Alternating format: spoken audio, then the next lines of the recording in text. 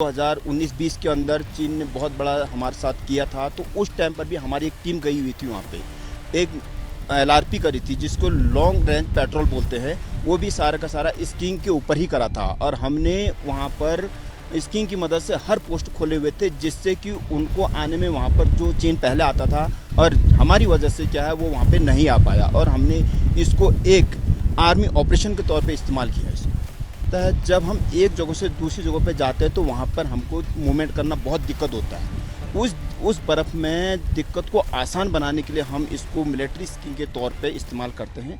साथ ही हम जल्दी अपने हथियार इक्विपमेंट वगैरह को जल्दी से जल्दी एक जगह से दूसरी जगह पहुँचा सकते हैं, जिससे हम अपने ऑपरेशन को अंजाम दे सकते हैं। बर्फीले तूफानों में एवलांच में रेस्क्यू सबसे बड़ी जो है एक चुनौती होती है और हमारे साथ सेना के एक जवान भारत रावत जो कि इंस्ट्रक्टर भी हैं यहाँ पर Jawahar institute of mountaineering and winter sports में, और सबसे बड़े स्कीयर ये जो हैं माने जाते हैं देश के।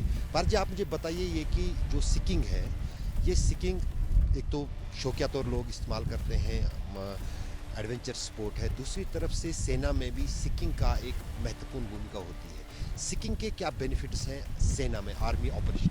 मैं नायब साहब भारत रावत जो कि जवाहर इंस्टीट्यूट में अभी इंस्ट्रक्टर हूँ। इससे पहले मैं हाई अल्टीट्यूड वारफेयर स्कूल में इंस्ट्रक्टर लगभग 13 साल से हूँ। जो चीज़ हमें सिखाया गया और जो हमने सिखाया वहाँ पे कि स्कीइंग तो एक स्पोर्ट्स तो है, इसके साथ साथ ये एक मिलिट्री के तौर पे ऑपरेशन के तौर पे इसको इस्तेमाल किया जाता है। ये कैसे किया जाता है, जब हम एक जगह से दूसरी जगह पे जाते हैं तो वहाँ पर हमको मूवमेंट करना बहुत दिक्कत होता है। उस बर्फ़ में दिक्कत को आसान बनाने के लिए हम इसको मिलिट्री स्कीइंग के तौर पे इस्तेमाल करते हैं। साथ ही हम जल्दी अपने हथियार इक्विपमेंट वगैरह को जल्दी से जल्दी एक जगह से दूसरी जगह पहुंचा सकते हैं, जिससे हम अपने ऑपरेशन को अंजाम दे सकते हैं।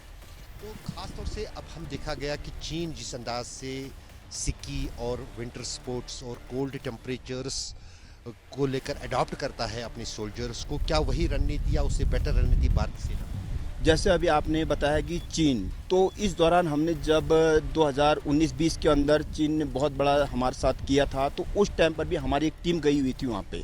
एक एलआरपी करी थी जिसको लॉन्ग रेंज पेट्रोल बोलते हैं, वो भी सारा का सारा स्कीइंग के ऊपर ही करा था और हमने वहाँ पर स्कीइंग की मदद से हर पोस्ट खोले हुए थे, जिससे कि उनको आने में वहाँ पर जो चीन पहले आता था और हमारी वजह से क्या है वो वहाँ पे नहीं आ पाया और हमने इसको एक आर्मी ऑपरेशन के तौर पे इस्तेमाल किया इसको।